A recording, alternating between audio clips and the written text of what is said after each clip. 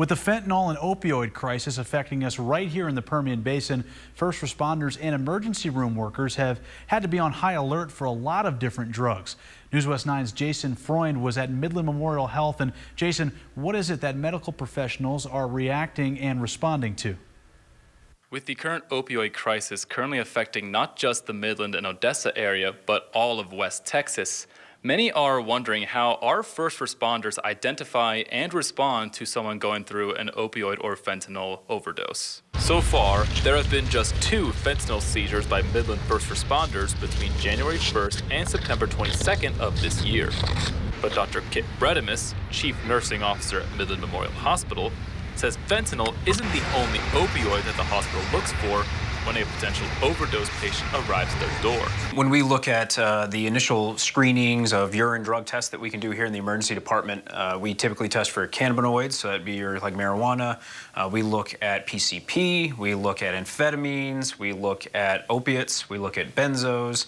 I mean, there's quite a litany of different substances that we do look at. Along with opiates, other drugs that doctors will screen for include cannabis and benzos, which will show up after a doctor takes both a urine and drug test from the patient.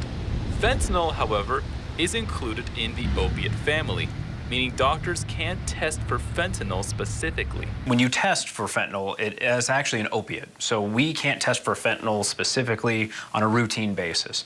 You would test for opiates because the treatment would be the naloxone. And once you give the naloxone, it doesn't matter if it's fentanyl, morphine, hydrocodone, a varied litany of different ones. Once you give that, then you'd start to see a positive effect. Most overdose cases come from people who may not have even known what they took. Many cases that we see, there's individuals who took something from a friend or a loved one or a family member that wasn't quite sure what it was, and then we have to, go on the backside and try to chase down what that may be through various different treatments. Doctors and nurses all around the county do agree, though, that the best way to avoid an opioid crisis is through identification and knowledge of what medicines you are taking. From Midland, I'm Jason Freund, News West 9.